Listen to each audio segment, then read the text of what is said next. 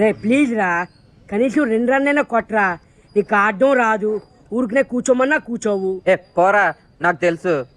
తెలుసు, బ్యాట్ ఎలా పట్టుకున్నాడు చూడు, వేస్ట్ క్యాండిడేట్. స్టాప్.